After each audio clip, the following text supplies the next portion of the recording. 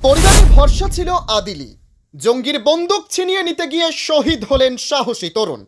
জম্মু কাশ্মীরের পহেলগাঁওয়ে জঙ্গি হামলায় প্রাণ হারালেন সৈয়দ আদিল হোসেন শাহ, যিনি ছিলেন তার পরিবারের একমাত্র উপার্জনকারী।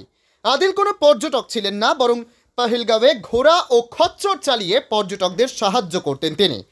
প্রত্যক্ষদর্শীরা জানিয়েছেন, হামলার সময় এক মহিলা পর্যটককে রক্ষা করতে ঝাঁপিয়ে পড়েন আদিল। এক জঙ্গিকে বাধা দেন, এমনকি তার হাত থেকে বন্দুক ছিনিয়ে নেওয়ারও চেষ্টা করেন। সেই সাহসিকতার জবাবে গুলিবিদ্ধ হন আদিল। স্থানীয় সূত্রে জানা গিয়েছে, ঘটনার খবর পেয়ে তার পরিবার তাকে ফোন করলেও তা সুইচ অফ পায়। কিছুক্ষণ পর ফোন চালু হলেও কেউ উত্তর দেয়নি। পরে থানায় গিয়ে জানতে পারেন আদিল গুরুতর আহত অবস্থায় হাসপাতালে ভর্তি রয়েছেন, কিন্তু শেষ রক্ষা হয়নি।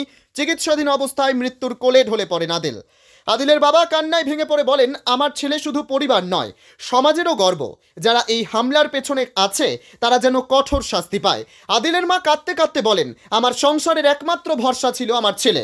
জঙ্গি হামলার পর আহত পর্যটকদের উদ্ধারেও সামনে আসে স্থানীয়রা। দুর্গম পথ পেরিয়ে রক্তাক্ত পর্যটকদের ঘোড়া ও খচ্চরে পিঠে তুলে নিচে নামিয়ে আনেন তারা। পরে সেনাবাহিনী ও পুলিশ ঘটনাস্থলে পৌঁছায়।